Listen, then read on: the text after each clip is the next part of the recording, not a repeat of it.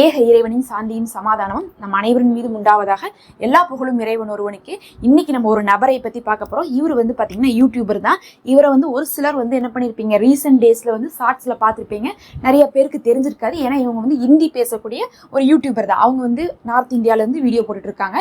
இவர் வந்து முஸ்லீம்லாம் கிடையாது, நான் முஸ்லீம் தான். ஆனா என்ன பண்ணிருக்காருன்னா, கபூரை வந்து நான் சேலஞ்ச் பண்றேன், அதாவது கபூருக்குள்ள ஃபர்ஸ்ட் வந்து குழி தோண்டி கபருக்குள்ள போய்க்கிறாரு, மேலே வந்து க்ளோஸ் பண்ணிடுறாரு மண்ணை போட்டு. அதுக்கப்புறம் அந்த கபருக்குள்ள வந்து நான் என்ன பண்ணுறேன், நான் பாட்டு கேட்டுக்கிறேன், ஆட்டம் போடுறேன், அது பண்ணுறேன், இது பண்ணுறேன், இப்படிலாம் பண்ணாலும் என்னை வந்து அல்லாஹ் ஒன்றும் பண்ண மாட்டான் அப்படிங்கிறது தான் இவருடைய சேலஞ்சு. இதுக்கு வந்து பார்த்தீங்கன்னா அவங்க வந்து என்ன வந்து பண்ணியிருந்தாங்கன்னா, நாங்கள் 24 hours இருப்போம் அப்படிங்கிற மாதிரி ஒரு சேலஞ்ச் எடுத்திருந்தாங்க. இந்த மாதிரி வேலையை யார் அடிக்கடி பண்ணுவாங்கன்னா, இந்த இங்கிலீஷ் யூடியூபர்ஸ் இருக்காங்க, அதாவது வந்து வெளிநாட்டில் இருப்பாங்க, அவங்க இந்த மாதிரிலாம் பண்ணுவாங்க.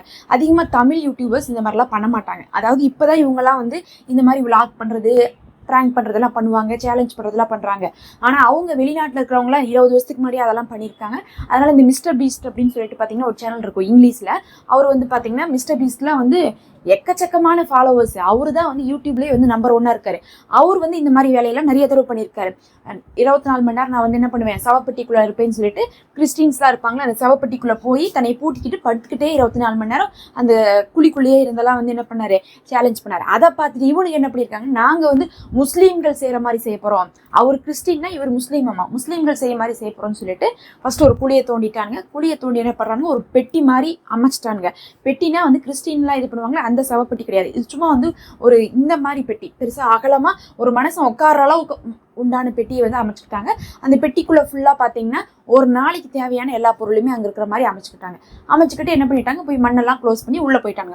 உள்ளே போனதுக்கு பிறகு வந்து பார்த்தீங்கன்னா அப்பப்போ வந்து ஏதாவது கமெண்ட் பண்ணிட்டு கிண்டல் பண்ணிட்டு அங்கே பாட்டு போடுறது, டான்ஸ் ஆடுறது, ஒரே சாப்பிட்றது, கூத்தடிக்கிறது, கும்மாளமாகவே இருந்திருக்காங்க. 2 ஃப்ரெண்ட்ஸ் உள்ளே போய் தான் இது பண்ணியிருக்காங்க.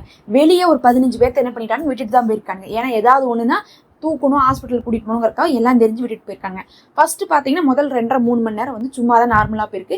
இவங்களும் வந்து ஓவராக சீன் போடுறானுங்க. பாருங்க, நாங்கள் இப்படி தான் இருந்துட்டுக்கோ, ஏதாவது ஆச்சா, எதுவும் ஆகலை. ஆனால் முஸ்லீம் வந்து கபூர்னா பெருசாக சொல்கிறாங்க. அங்கே வந்து பார்த்தீங்கன்னா அவங்களுக்கு ஏஞ்சில் வருவாங்களாமா, கேள்வி கேட்பாங்களாமா, பாம்பு வருமாமா, கொத்துமாமா, அப்படியாமா இப்படியாமான்னு சொல்லிட்டு பேசிக்கிட்டே இருக்கிறானுங்க.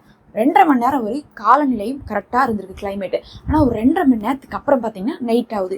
இந்த ப்ராசஸ் வந்து இவங்க சாயங்காலம் ஆரம்பிக்கிறாங்க. நைட் ஆக ஆக என்ன ஆகுது, சரியான சூறாவளி காற்று. அங்கே இருக்கக்கூடிய மரமே பிடுங்கிட்டு போகிற அளவுக்கு காற்று இருக்குது. அதனால என்ன ஆயிடுதுன்னா, இவங்க கபரு மாதிரி தோண்டி மேலே புதைச்சிருக்காங்களே, மேலே என்ன பண்ணியிருக்காங்க, ஒரு ஷீட்லாம் போட்டு ஒரு மாதிரி டென்ட் மாதிரி அமைச்சு வச்சிருக்காங்க. ஒரு காலி கிரவுண்டில் தான் அவங்க இந்த வேலையை பண்ணுறாங்க. டென்ட் மாதிரி அமைச்சிருக்காங்க. அந்த டென்ட் எல்லாம் பிச்சுக்கிட்டு போயிடுச்சு. மேலே இருந்த பொருள் எல்லாம் பிச்சுட்டு போகுது. அவங்க வந்து கொண்டு வந்து வெளியே வச்சுட்டு என்ன பண்ணிட்டு இருக்காங்க, லேப்டாப்லாம் வச்சு உள்ளேருந்து வரத கனெக்ஷன் எடுத்துட்டு இருக்காங்க. அதை வந்து லைவாக போட்டுட்டு இருக்காங்க. அது எல்லாமே என்ன ஆகுது, ஒரு நிமிஷத்தில் வந்து அவங்க எதுவுமே செய்ய முடியல. கனெக்ஷன் கட் ஆகுது. ஓவராக வந்து வெதர் ப்ராப்ளம் இருந்தால் நமக்கு டிவிலே கனெக்ஷன் கிடைக்காது, செட் ஆஃப் பாக்ஸில். அப்போ உங்களுக்கு நெட் என்ன ஆகும், நெட்டும் கட் ஆகுது. இவங்களுக்கு எல்லாத்துக்கும் பயமாகுது. அப்புறம் வந்து எப்படியா அப்படி இப்படின்னு போனால் வாய்ஸ் வர மாட்டேங்குது. ஆனால் என்ன ஆகுது, இமேஜ் மட்டும் உள்ளேருந்து வருது, வீடியோ மட்டும். அந்த வீடியோவில் பார்க்கும்போது மேலே ஒரு பிடிச்சிச்சு மழைனா மழை, ஒரு மணி நேரம்னாலும் பெரும் மழை ஒரே நேரத்தில் கொட்டி தீர்த்தனால என்ன ஆயிடுச்சுன்னா, அந்த கபருக்குள்ளே மேலேருந்து தண்ணி உறிஞ்சு, கம்மியாக பெஞ்சா ஒன்றும் உள்ளே போகாது, மேலேருந்து தண்ணி ஊறி இவங்க கீழே வந்து ஒரு டப்பா மாதிரி அமைச்சிருக்காங்களே, அந்த டப்பாவில் ஒரு ஓட்டை வந்து அந்த ஓட்டை ஃபுல்லாக ஒழுக ஆரம்பிச்சு தண்ணி உள்ளக்குள்ளே ஃபுல்லாக வர ஆரம்பிச்சணும். அவங்களுக்கு அந்த இடத்துல என்ன ஆகுது, பயம் வருது. பயம் வந்து மேலே இருக்கிறவங்க என்ன பண்ணுறாங்க, ஆல்ரெடி ஆம்புலன்ஸ்லாம் கொண்டு வந்து வச்சு தான் இந்த ப்ராங்கை பண்ணுறாங்க. அதனால இந்த சேலஞ்சை பண்ணும் போதே என்ன பண்ணிட்டானுங்க, உடனே இறங்குறானுங்க. மேலே ஃபுல்லாக தோண்டி உள்ளேருந்து எடுக்கும் போதே இவனுக்கு என்ன ஆயிடுச்சு, சிக்காயிட்டான். உயிர் தான் போலேன்னு சொல்லணும். ஆனால் மரண பயத்தை காமிச்சிருக்கான்னு தான் சொன்னோம் அல்லாஹூ. அப்புறம் பெரும் கஷ்டத்துக்கு பின்னாடி தான் என்ன பண்ணியிருக்காங்க, தோண்டி எடுத்திருக்காங்க. ஏன்னா நார்மலான இப்போ நல்லா இருக்கு கிளைமேட்னா நம்ம என்ன நினைப்போம், மழை வந்தால் என்ன வரப்போகுது, மழை தூர போகுது, இல்லை மழை தூரம்னா என்ன, நம்ம பாட்டு என்ன பண்ணலாம், வேலையை செய்யலாம்னு நினைப்போம். ஆனால் திடீர்னு பிச்சுக்கிட்டு காற்று வீசுறது மட்டும் இல்லாமல் அங்கே இருக்கக்கூடிய கூடாரமெல்லாம் பிச்சுட்டு போகுது, அவன் போட்ட டென்ட்டெல்லாம் பிச்சுட்டு போகுது. உள்ளக்குள்ளே பார்த்தா தண்ணி அப்படியே குடங்குடமாக இறங்குதுன்னு அவங்களுக்கு உள்ளக்குள்ள என்ன ஆச்சு, கரண்ட் ஷாக்கும் அடிக்கும். ஏன்னா எல்லாமே பாட்டுக்கு ஆட்டம் போடுறதுக்குன்னு தகுந்த மாதிரி எல்லாம் ஒயரெல்லாம் கொடுத்துருந்தான். அது வேற இதாகுதுன்னு சொல்லிட்டு அவங்களுக்கு ஒரே டென்ஷன் ஆகுது. அவங்களுக்கு என்ன பண்ணுறதுனே தெரியல.